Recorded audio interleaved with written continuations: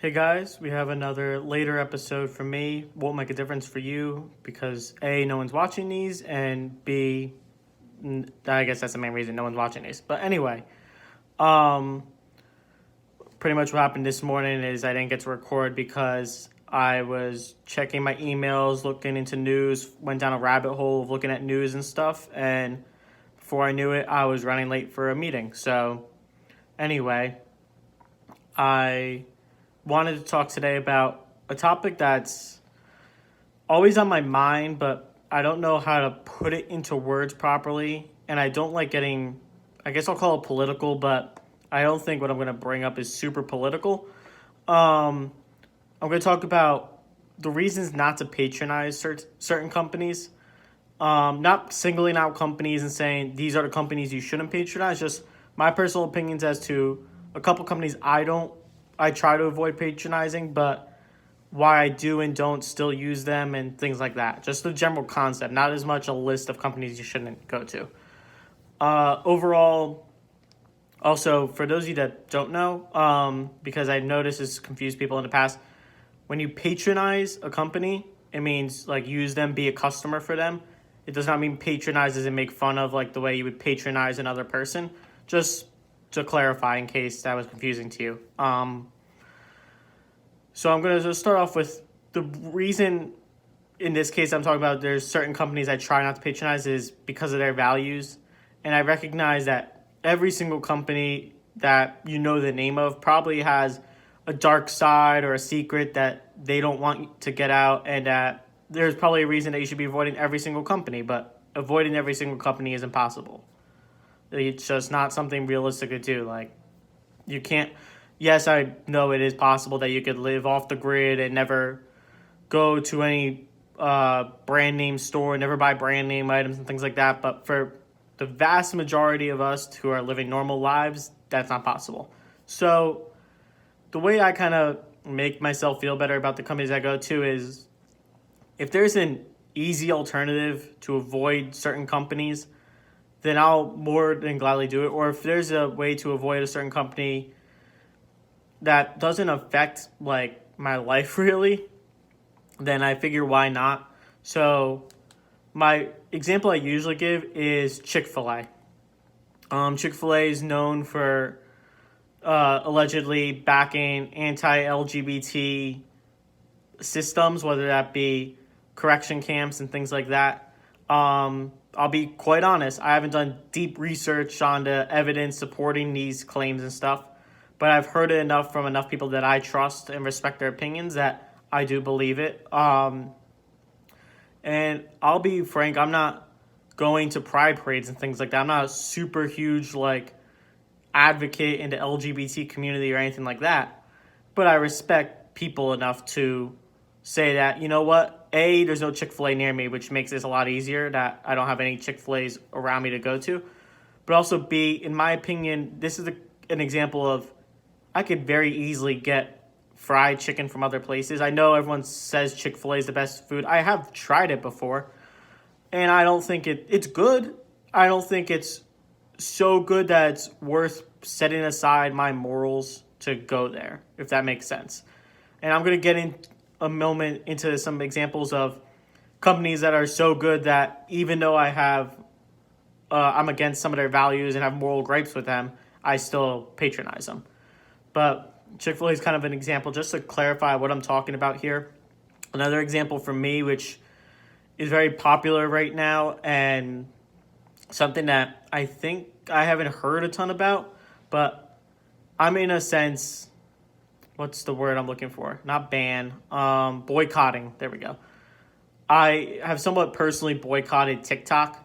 I gave it a shot this past summer, I guess it was. Yeah, I guess it was this past summer. And there's some content on there that's okay.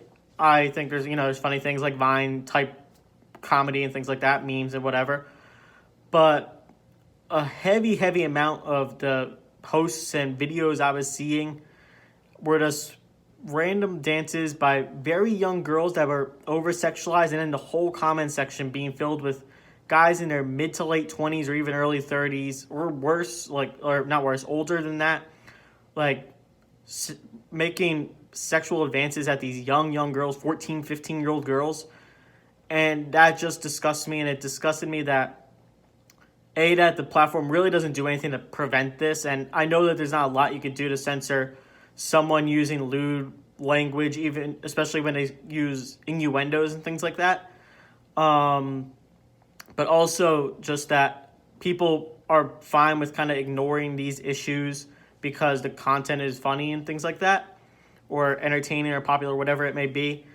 In my opinion, the content's fine. There's a handful of good memes on there or videos or whatever. But the best of the best of whatever ends up on TikTok usually follows up on my Twitter feed or Reddit feed or iFunny or one of my other sources if I'm looking for comedy, video content, things like that. And yes, I've been told many times that I could fix the issue myself by disliking videos that I don't want to see. But my issue, yes, the issue is that I still get those videos, but also the issue is that the videos exist. Even if I never saw another one of those videos again, the fact that it's still an issue that exists on the platform is enough for me that I don't need to go there to get that content. Even if I never saw any TikTok ever again, it wouldn't affect my life.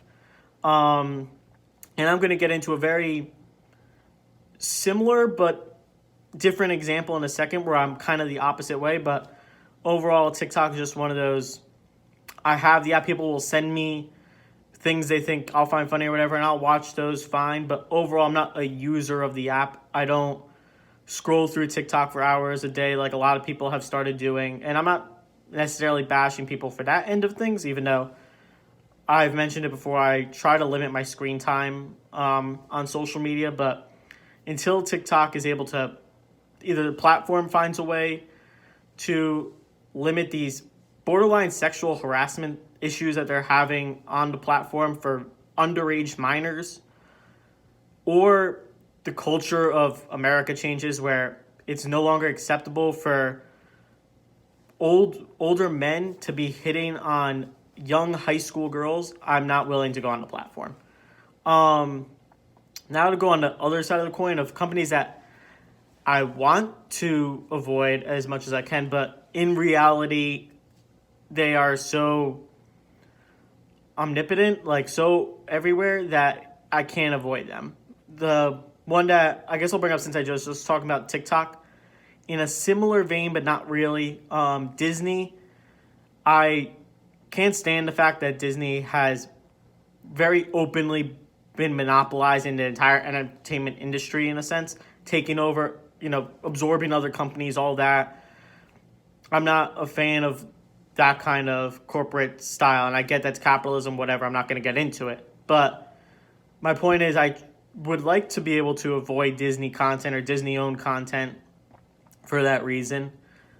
But the movies that Disney produces, like the Disney movies, the Pixar movies, those brand of movies, are so exceptional and such a talking point in society overall. Like, Disney's more than just producing movies at this point. They're producing content that influences the way people are thinking and the way social issues are addressed and how we view different people and celebrities and make friends, things like that.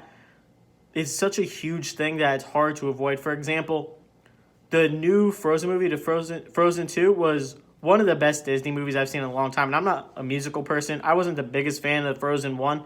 But Frozen 2, for whatever reason, I found to be an exceptional movie. So that's kind of an example of, like, yes, I wish I could just swear off Disney and never watch a Disney picture again in my life just because I don't like them as a company. They are just too powerful to avoid. On a very similar note to that, Amazon and Walmart, or really this can go for any of the big name shopping stores, even food shopping, ShopRite and Weiss, things like that. Wise, I've recently heard that it's pronounced whatever. Again, it's the whole corporate fat cap, the rich getting rich kind of lifestyle. Jeff Bezos and the Waltons, like the fact that they are the rich of the rich and they keep getting richer off people using their stores. I think it's disgusting that we have people that are so exhaustingly rich in our society with so many people that suffer and things like that. Again, I'm not trying to make this a political thing. Maybe someday I'll get into more political content, but overall, I'm not intending for my videos to be super political on my political ideals, because I'm willing to admit I don't believe in forcing my ideals and values and politics on other people. But in this case, what I would like to do is say, you know what, let me just go to mom and pop shops, never shop at Amazon, Walmart, any of those types of stores again, so that I'm not supporting those super duper rich individuals to keep getting richer, that are making corporate loopholes and treating their employees poorly, not paying them an adequate salary, things like that, benefit issues, all those major issues within their companies. I would love to sort out those stores so I don't have to be part of that. But with that being said, the products are simply too cheap and too easy to access for me to ignore. If I need something at school right now kind of thing, my only option is to shop at Amazon and have it delivered right to my doorstep, or at the campus center in my case. It's just so easy, and then the prices are usually the cheapest I can get anything. For example, I'm doing the whole weight loss thing. I bought a food scale for $8 on Amazon and had it at my school in less than 2 days. I mean, it's remarkable. They do a great job as a company in that respect. Like, they're accomplishing their task very well. My issue is their morals as a company, their values as a company absolutely disgust me, because regardless of what they say on their website, what they advertise, the true goal of Amazon is for Jeff Bezos to keep getting rich. And the same thing with Walmart and the Waltons and things like that. So that's just kind of my breakdown of, there's a lot of companies out there I really wish I could say, you know what, for reasons X, Y, and Z, I'm not going to use this company anymore. And some of those companies, I have alternatives. Like I was mentioning with Chick-fil-A. If I want to get, disgusting fried fast food chicken nuggets, I am just as happy going to Burger King or McDonald's or Wendy's. And I don't have any immediate issues that come to mind. Yes, they have their own issues, but none of them are prominent in my mind, so I don't worry about it. A lot of it is, purposeful ignorance, like intentionally not researching the companies I use, because I know if I were to dig through every company I've ever been a patron of, I would find a reason to not want to use that company. So in summary, my point is, if there's a company that is doing something that goes against your values, try and find an alternative. If there's an easy alternative, there's no reason not to use that alternative. But it is still okay to use companies even if you don't agree with their values. It's capitalist America. It is what it is. And that's my opinion. I know not everyone will agree with that, and it might not even be the right opinion, even if there is a right opinion, but it is what it is. So with that, I'm going to sign off here. I'll see you all tomorrow, and thank you for watching.